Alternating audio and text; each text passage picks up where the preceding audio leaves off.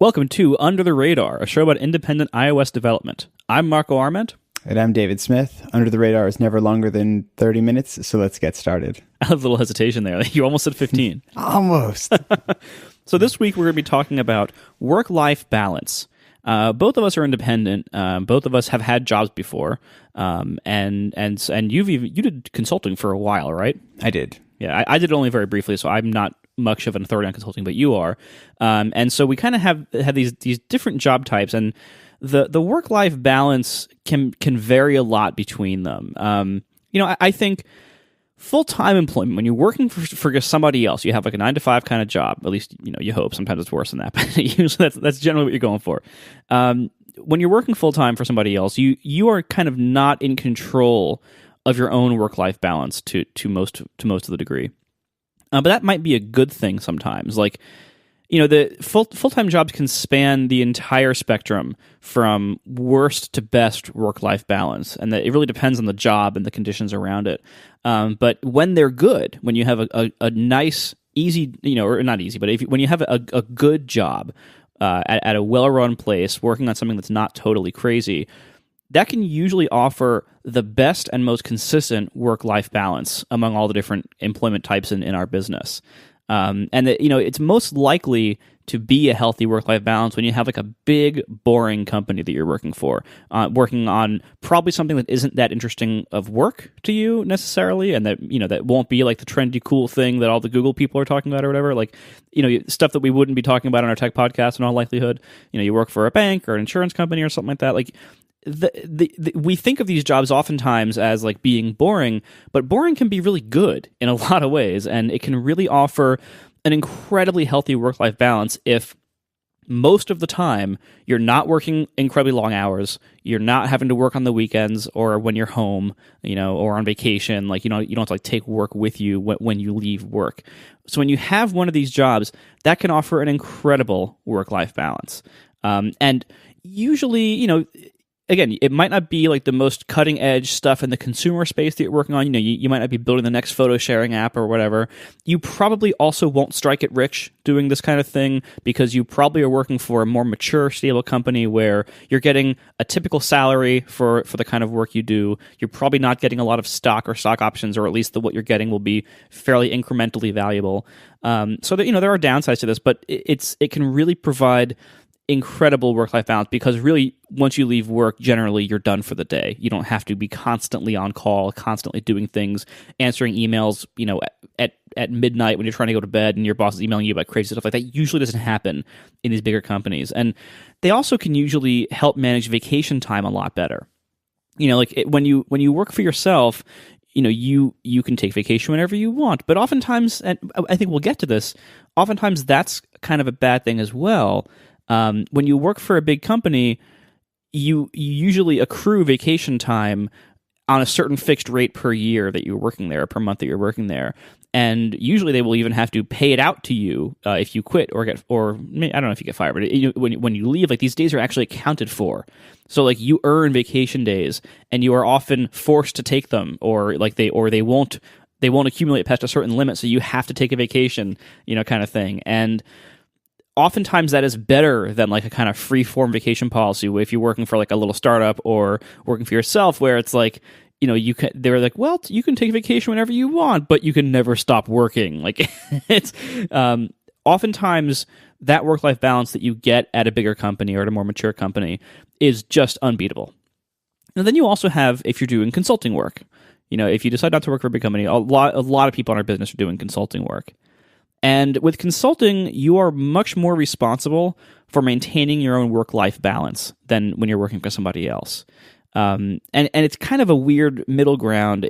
I think consulting, if I had to take a guess in a broad generalization, I would say consulting probably offers the least work-life balance health of all the different employment types that I've seen from people who do it, because you don't have a full-time boss, but every client is kind of a boss. So you kind of have like multiple bosses, all of whom have different expectations on your time, and your income is tied directly to the hours that you are working for them, and you have to bill them for the hours, and they are paying for these hours, so it's kind of hard to waste any.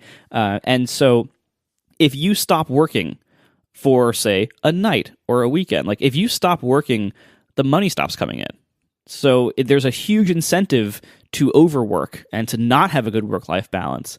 And also oftentimes consulting work comes in waves. So you might have really crazy times and then really dry times, and it's kind of hard to keep things in balance there. So I think consulting is probably the hardest. Then you have indie life, where if you work on your own products, or if you are the owner of a company, or which is kind of different, but if you work on your own stuff, it seems like you'd have the best work-life balance possible, but in reality, you have many of the same pressures as consultants do, where you kind of impose your own guilt on yourself. Like, wait, I'm not working right now, so I'm wasting time, or I should be always doing something, or this is unproductive time, and like it makes it hard to enjoy like a vacation or even a night off, like a night to watch TV with your spouse or go out or something. Like it makes it hard to enjoy that when you work for yourself and you know that like, well, I could be working right now. I could be doing something right now.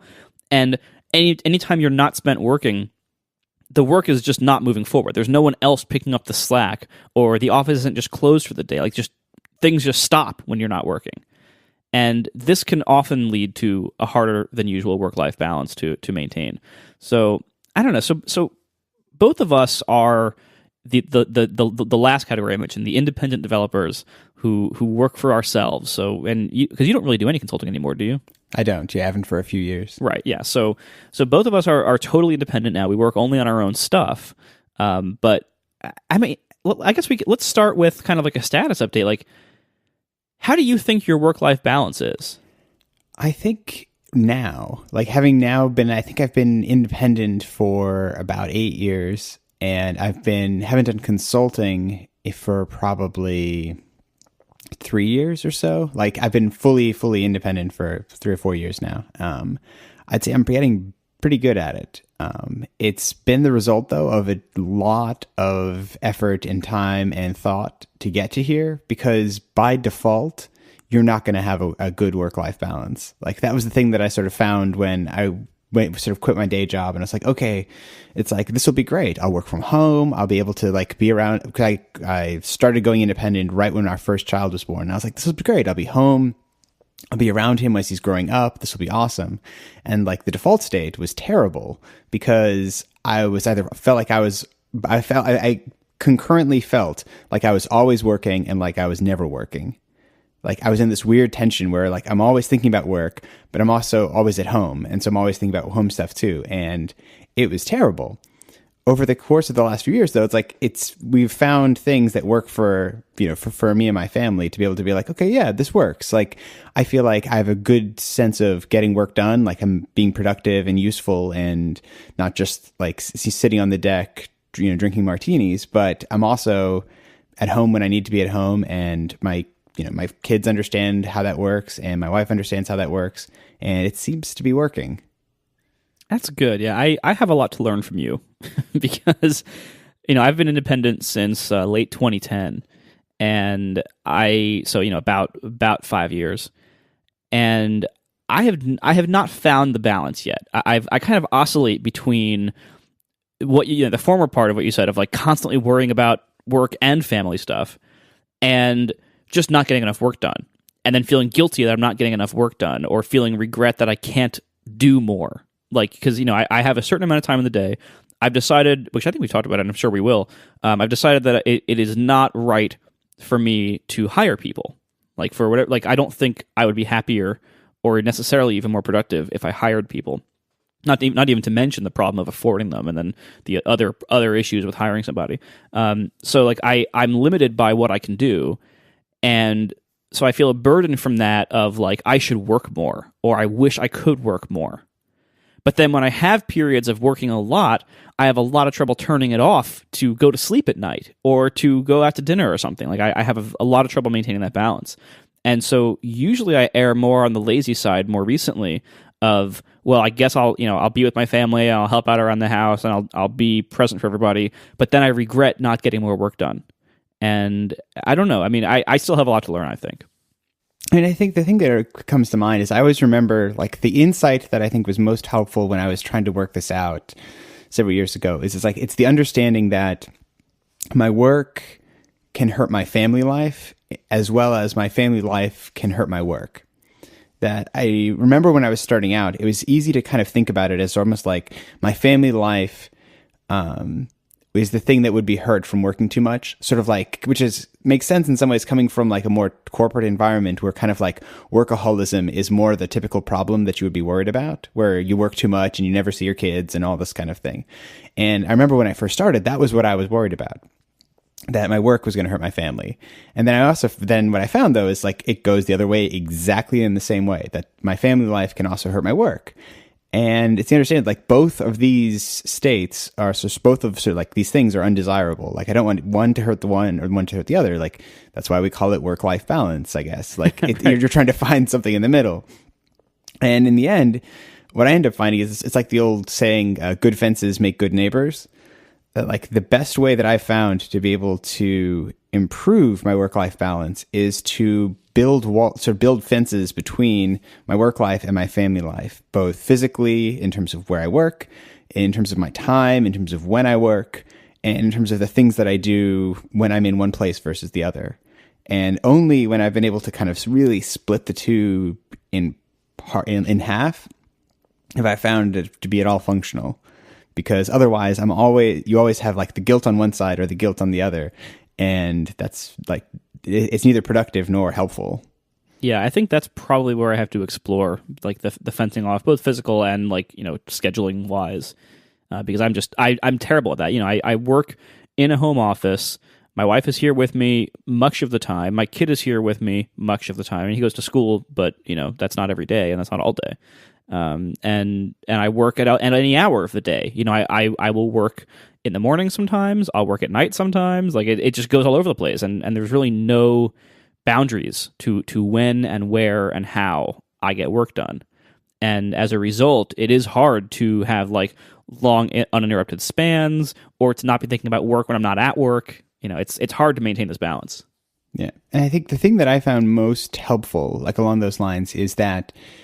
As an example, I end work every day at 5 p.m. And you go have a martini on the deck. Yeah, and then I go and have a martini on the deck, exactly. But I found that one little change had the biggest impact on my work-life balance. Like before that, it was kind of this squishy, wishy-washy, like, oh, well, what if I'm like in the zone and I really want to keep going, or... Yep, that's me. Whatever. It's like you have this kind of this feeling of like, well, it's just, I will work until I'm finished. Type of concept. And the reality is like I'm never finished. There's never a perfect opportune moment to be like, yes, I have exactly finished, tied this function up in a bow, and now I'm going to go upstairs and have dinner and be with my family. And so we ended up deciding and that would drive my wife crazy too, when it's like she has no idea when I'm going to be home, what time we should do dinner, what time the kids should expect their daddy to be back. Yeah, like a 3-hour window. Like I'm going to be done sometime between 5 and 9, whenever my brain finally turns off. Yeah. And so we found it's like, what? It's like, I just need to have a regular schedule. And so like I come downstairs, which we'll get to in a minute about workspace, but like I come downstairs to start work. Sometime like is much more squishy, like sometime between maybe 8:30 and 9:30, depending on what's going on in the morning. But I always finish at exactly 5. And that really helps to be able to say like, if it's past 5 o'clock, I'm not working. Unless obviously, there's sort of like the exceptional situation of like, some server explodes and I really need to go and do something. But if beyond the extraordinary circumstance, that's what I do. And for me, that was really helpful to say like, if it's past 5, I'm off work. Like I don't really need to worry about work. I'll worry about it the next day. And if it's before 5, I should be working. Like it helps on the other side of saying if things seem like they're going a bit tricky with, or like I just want to be with my family or whatever. It's like, nope, it's not 5 o'clock. And I can look forward to it in that sense. And then once I'm past it, I can say, nope, that's the firewall against it on the other side. And having that kind of regular schedule, like when obviously there's something magical about 5 o'clock, like it could be any time, but having a schedule that when I'm working, I'm working, and when I'm not, has been the only thing. It has been probably the biggest impact in our ability to kind of stay sane around having complete flexibility about our schedule. All right, we are sponsored this week by our friends at Igloo. Go to igloosoftware.com/radar for the internet you will actually like. Not internet. No one likes the internet. Everyone hates their intranet, though. That's a big one. If you have a corporate intranet at one of those awesomely boring 9 to 5 jobs that gives you a great work-life balance, chances are you'd be happier at work if you had a better intranet. And Igloo provides that. And you don't have to be stuck at your desk to do your work. You can ruin your work-life balance as much as you want or as little as you want with Igloo. You can be at your desk. You can be on mobile. You can access your intranet from anywhere. You can share status updates from your phone. You can be leaving a client side if you're a consultant, and you can access the latest version of a document right on the go. You can annotate documents with track changes and everything, all right on any device in web browsers, all with Igloo. It's amazing what you can do here on any device you can think of. It doesn't matter. You can get work done anywhere, or you can be right at your desk and maintaining your healthy work-life balance. It's your choice. Now, Igloo is well designed compared to most intranets that are usually these horrible things designed by nobody in the 90s. Igloo intranets are just better. They look better. They're more customizable. You can theme them for your company. You can turn on or off certain features to clutter or declutter the interface as you need it. There's a drag and drop widget editor to do all this super easily. Now, with our mobile lives, people are increasingly bringing in outside apps into companies, and sensitive documents are getting scattered across all these different platforms. This can cause some big problems for security, for regulations, but not if you use Igloo. Igloo allows you to integrate services like Box, Google Drive, and Dropbox into one big, easy-to-secure platform. So this is great for IT managers, for anybody really, for the users. If you want to use cool, modern stuff, but have it be secured in your company, Igloo is the way to do that. You can do quite a lot with Igloo. You should really check it out. And for teams of 10 or fewer people, it's free forever. And for everybody else, it's a free trial. So check it out today. Go to igloosoftware.com/radar. For Igloo's wonderful intranet you will actually like. Thank you so much to Igloo for supporting Under the Radar and all of Relay FM. So one thing I wanted to extend on a little bit is sort of the extension of the concept of having a defined work schedule that separates your work life and your physical life. Is that works in some ways, but you also, what I found, it only really works when you're able to physically separate yourself as well from the place that you go to work and the place that you go to not work.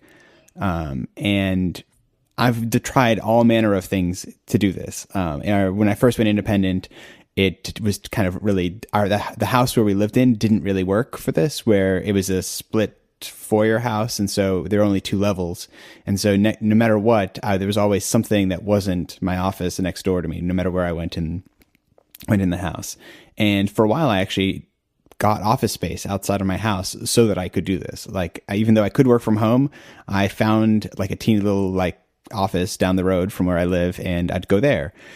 And now thankfully we changed houses, and I have a place that's I'm in this office way off in the corner in the basement that there's nothing else around.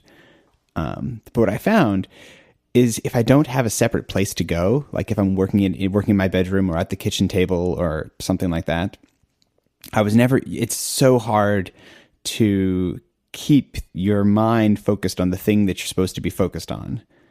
And it's one of the things that I think if I give advice to somebody who is starting out working from home, going independent, becoming a consultant, any of these things, find a place somewhere in your house that you only use for work.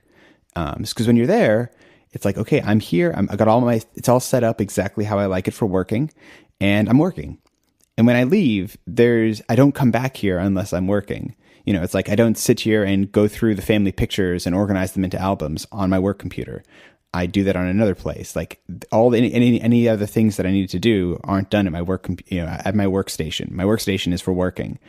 And that helps both me to be focused, and also if you have children or other people in your house who are going to want your attention, it means that you can find, it sort of has this great benefit of being able to say no, it's he's in daddy's in the office, don't bother him. And, obviously there's exceptions to that. If something awesome and cool is going on in the house that I really want to know about and I should know about, it's awesome that I'm available and here to see it.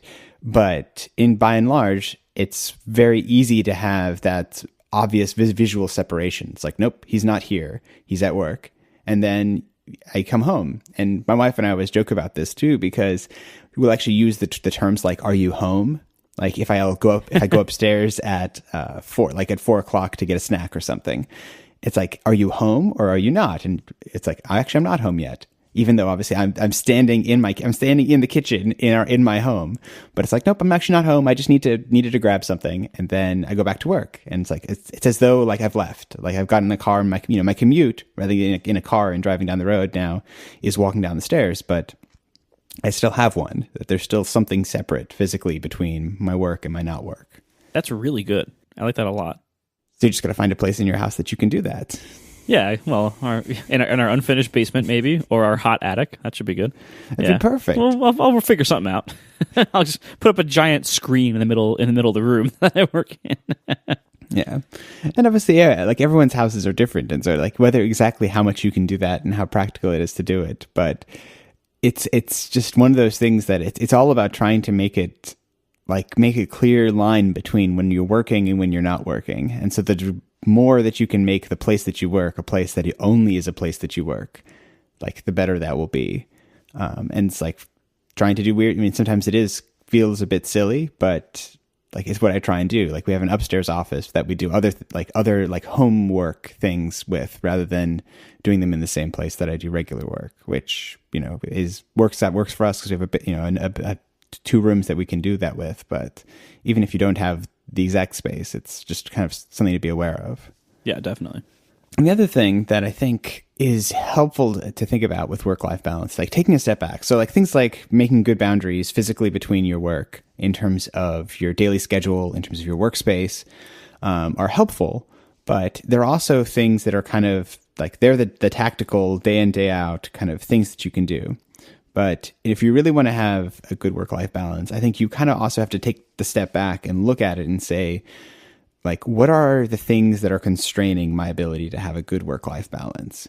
And I think about making sure I'm making conscious choices about those things.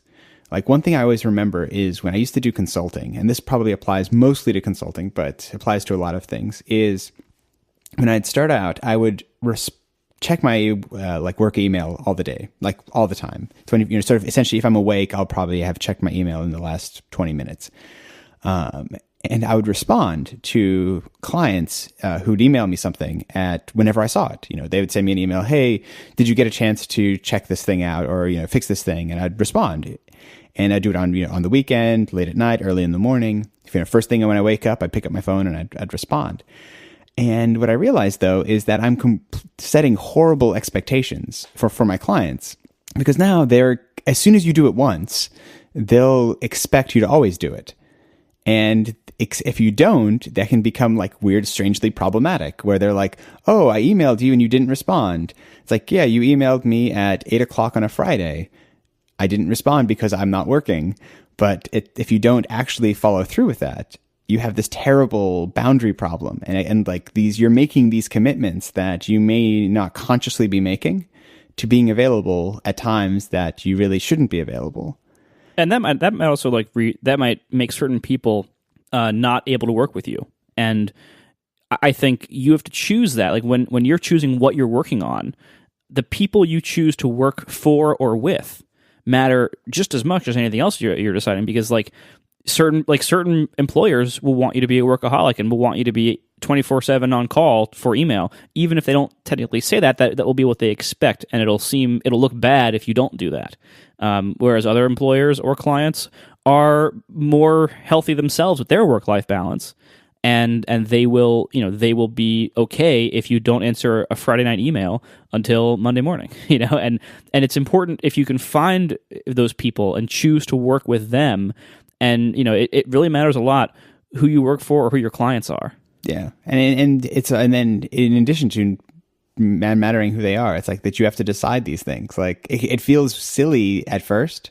Like I remember the first time when I realized that I was doing this, and I would see it, like I'd hit reply and start composing an email back, and then I'm like, wait, it's 9:00 on a Friday. I should not do this. And sometimes I'd write it out, but just leave it in drafts. And at 9 a.m. on Monday morning, I'd just go into my drafts and I'd sit there and send them all, which it was like a baby step towards not actually checking it in the first place, but Giving the illusion of health. yeah, exactly. But at least, at the very least, I was setting their expectation that I wasn't available. Right. Like, I always remember also with consulting, you'd have these weird things where you start having like email conversations back and forth with your client at strange hours because you send them something and then they are sitting at their computer too, having poor work-life balance, and they're responding back. And you go back and forth, and it's like you're having this conversation at a time when you would never schedule a call with your client at that time. You'd never think like, oh, this is like 10 o'clock on the weekend. This is a perfect time for us to have a chat. But it's like this little trap that just like sucks you in. And then you have to work really hard to break that pattern and get out of that cycle. And then lastly, the last sort of like taking a step back thing that I think you can do to improve your work-life balance is to look at your business and see if there are places that you can reduce the degree to which your revenue is directly tied to your time. Which in some ways is maybe an obvious thing to say. Like if you can make money without doing anything, that's better. This is the promise of like every back page ad in a crappy magazine, like make money while you sleep. Exactly. But in a not sketchy way, like looking at your business and saying like the biggest things that are going to get in the way of you having a productive work-life balance are the things where you don't have control. Like you don't have the control over your time in the same way. Like if you have a perfectly split between your time and your money, then you can choose exactly how you want your day to go because your time isn't the thing that you're selling. That isn't the important thing. So like if you look at a business, like I think conceptually most businesses kind of fall into two categories. There's kind of like prepaid work, things like consulting or even this podcast where we get paid by a sponsor for the episode, but we have to make the episode. And then once we've made it, we get no more benefit from it. To things that are kind of like post-paid. So like a product or a subscription, or if you have a retainer in consulting, like those types of things where you're making money without you having to do something directly. Usually it's because you've done something else in the past, but in the present, you're kind of living off the interest from the past things. And this was something that was when I made the shift from consulting to products, which is now what I do almost 100% essentially of my income is from products. I wanted to do it because I felt like if I didn't, I wouldn't have control over my time because it was always going to be beholden to somebody else. And so I had to look at my business and say, you know what, if I can do this, if I can keep pulling, even if it's just 20% of my business is coming from something other than my time, I'm going to be able to make my work-life balance 20% better, or at least have the opportunity to make it 20% better. Like if I don't follow through at that point, like that's on me.